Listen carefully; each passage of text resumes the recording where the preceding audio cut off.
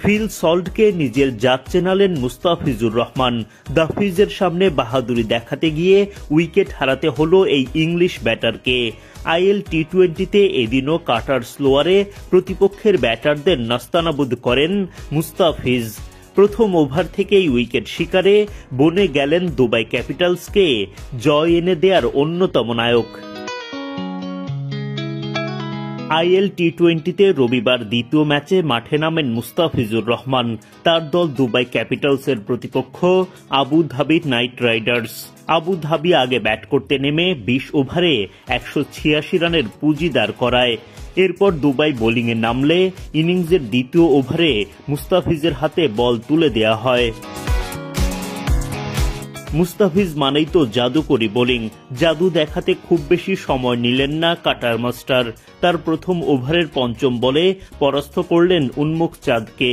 উইকেটের পেছনে ক্যাচ দিয়ে বিদায় নেন চাঁদ। মুস্তাফিজের মুখে ফোটে হাসি।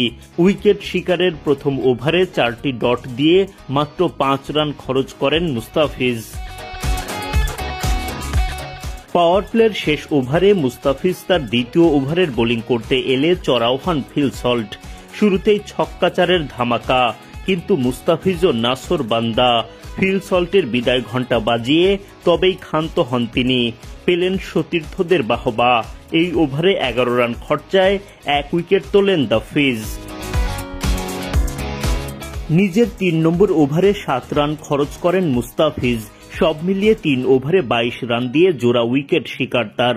সঙ্গে তার সতীর্থদের দুর্দান্ত বোলিংয়ে দুবাই ক্যাপিটালস তুলে নেয় জয়।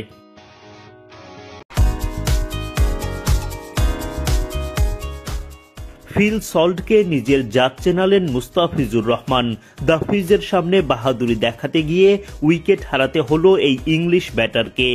আইএল টি-20তে এদিনও কাটার স্লোয়ারে প্রতিপক্ষের ব্যাটারদের নাস্তানাবুদ করেন মুস্তাফিজ।